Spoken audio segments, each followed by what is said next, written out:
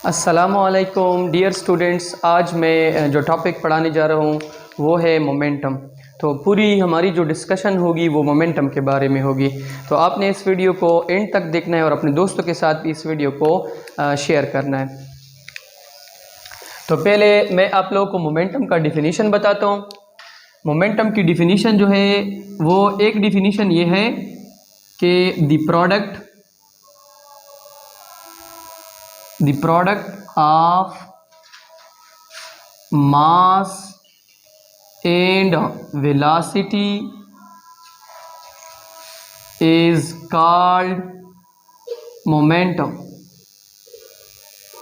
The product of mass and velocity is called momentum. और इसका जो दूसरा डिफिनीशन है वो हम इस तरह भी करते हैं कि quantity of motion in a body, quantity of motion in a body। अब ये जो दो डिफिनीशंस मैंने यहां पे लिखे हैं इसको मैं एक्सप्लेन करवाता हूं।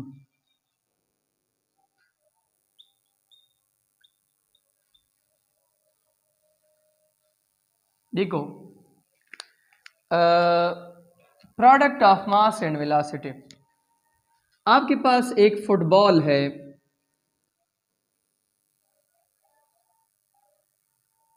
ये एक फुटबॉल है, ठीक है। अच्छा, इस फुटबॉल की जो मास है वो क्या है, m, वो लेट सपोज 200 ग्राम है, लेट सपोज 200 ग्राम।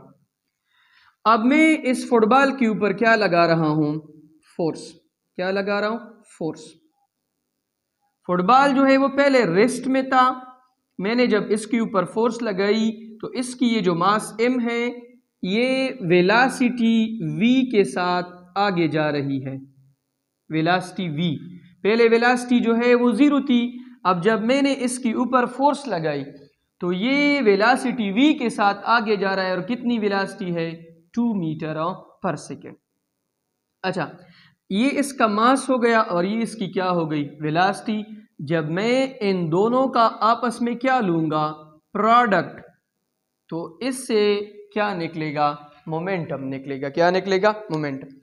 ये मेरे पास एक पेन है, इसका पहले मैं मास फाइंड करूंगा। मास आप सबको पता है कि मास हम किस चीज को कहते हैं, मास जो है quantity of matter in a body. एक बॉडी में मैटर की कितनी मिकदार है उसको हम मास कहते हैं। और वेलोसिटी भी आपको पता है किस चीज को कहते हैं, डिस्प्लेसमेंट डिवाइडेड बाय टाइम। जब मैं एक बॉडी की मास और वेलोसिटी दोनों को फाइंड करूंगा तो इससे मुझे क्या मिलेगा, मोमेंटम। और इधर मैंने लिखा है quantity of motion in a body. एक बॉडी जो है उसमें मोशन की कितनी मिकदार है इसको भी हम क्या कहते हैं, मोमेंटम। एक और एग्जांपल दे देता हूं। फॉर एग्जांपल यहां पे एक लड़का है, इस लड़के का मास है 60 kg और ये लड़का इस तरह दौड़ रहा है with a velocity of 10 metre per second. अब ये लड़का जब दौड़ेगा तो इसमें ये जो मोशन आएगी, इस मोशन में से दो चीजें जब आप आपस में प्रोडक्ट कर लोगे, एक आपके पास है मास और एक आपके पास है वेलोसिटी, तो इन दोनों के प्रोडक्ट से आपके पास क्या निकलेगा, मोमेंटम निकलेगा। अच्छा, अभी हम मोमेंटम जो है उसकी जो मैथमेटिकल फॉर्म है उसको लिखते हैं।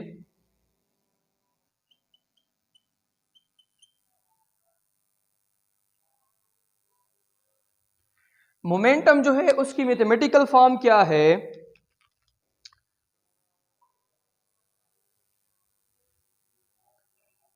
Momentum is equal to mass cross velocity. Momentum किस चीज के बराबर है, मास क्रॉस वेलोसिटी। और इसको हम शॉर्टकट लिखते हैं P is equal to mv। इसमें ये जो P है ये आपके पास क्या है, मोमेंटम, m क्या है, मास, और v क्या है, वेलोसिटी।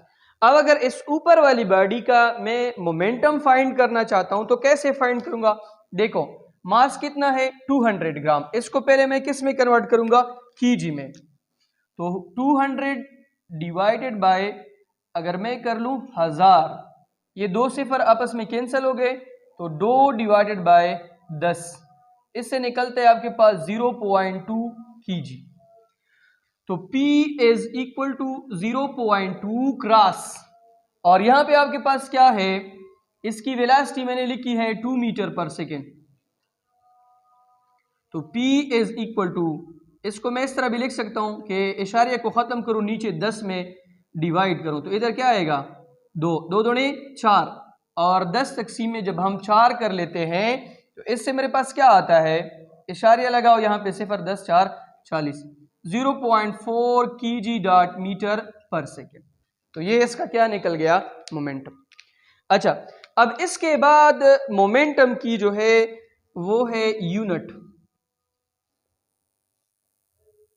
मोमेंटम की यूनिट क्या है, मास की यूनिट है kg और वेलोसिटी की यूनिट क्या है, मीटर पर सेकेंड। तो मोमेंटम की यूनिट क्या हो गई, kg/मीटर/सेकेंड, ये मोमेंटम की यूनिट है। या आप इसको इस तरह भी लिख सकते हो, kg/मीटर/सेकेंड इनवर्स, इस तरह भी हम इसको लिख सकते हैं। मोमेंटम की रिप्रेजेंटेशन है,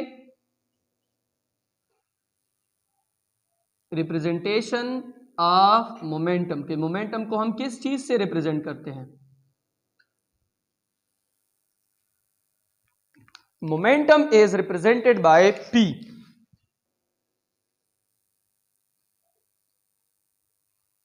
मोमेंटम इज रिप्रेजेंटेड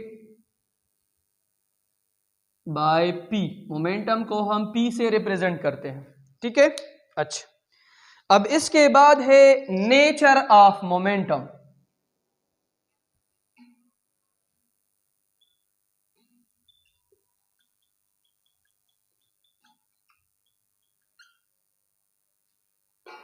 मोमेंटम की नेचर है, नेचर ऑफ मोमेंटम जो है इसका मतलब क्या है कि मोमेंटम स्केलर है कि वेक्टर। तो यहां पे हम सिंपली लिखेंगे momentum is vector quantity. Momentum कौन सी क्वांटिटी है, वेक्टर। क्यों, क्योंकि मोमेंटम में दो चीजें हैं, एक इसमें मास है और एक इसमें वेलोसिटी है। वेलोसिटी चूंकि वेक्टर है तो मोमेंटम भी क्या होगा, वेक्टर होगा। अब मोमेंटम जो है वो किस चीज के ऊपर डिपेंड करता है, डिपेंडेंस ऑफ मोमेंटम। मोमेंटम किस चीज के ऊपर डिपेंड करता है, तो अपने साथ ये चीज, मोमेंटम जो है वो डायरेक्टली प्रोपोर्शनल है मास का। मोमेंटम का मास के साथ डायरेक्ट रिलेशन है अगर हम वेलोसिटी को क्या रखें, कांस्टेंट।